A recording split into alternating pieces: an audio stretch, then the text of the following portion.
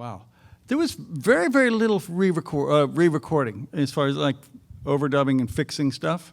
There was some, but not that much. Kind of surprising because the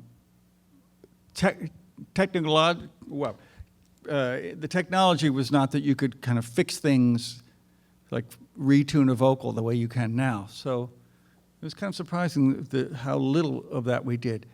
The editing process was really kind of bizarre and curious.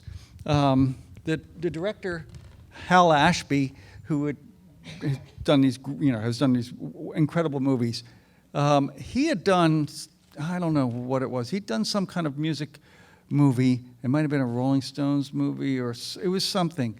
Spend the Night Together. Let's spend the night together. So a Rolling Stones concert thing.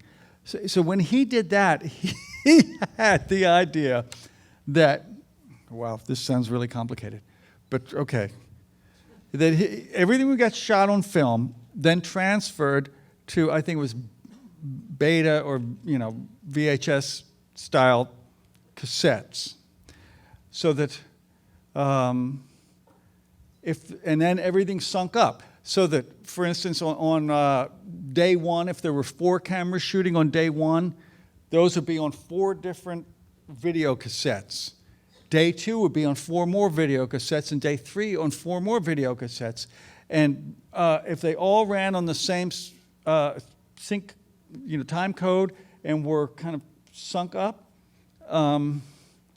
not that we played the songs at exactly the same tempo, but more or less, they could be made to run all together, which is, so you could roll kind of whatever, a dozen video cassettes all at the same time and go, okay, look, we can see what every camera during the whole 3 or 4 day shoot was getting at that particular moment, more or less, give or take, a second or two, which was really great for editing. I mean, otherwise you have to go through all the bins and look at all the stuff.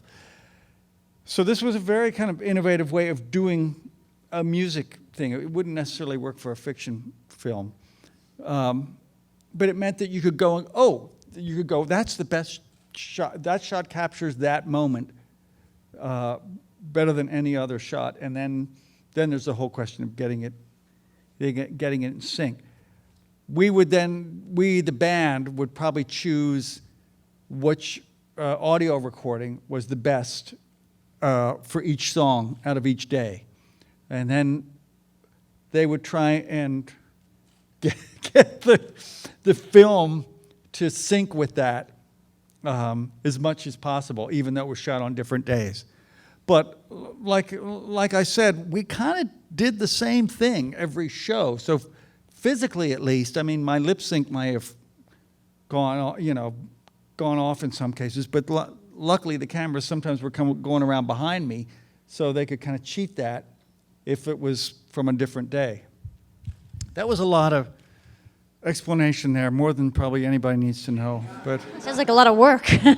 Yes, nowadays it's absolutely not necessary to have a dozen video cassettes running.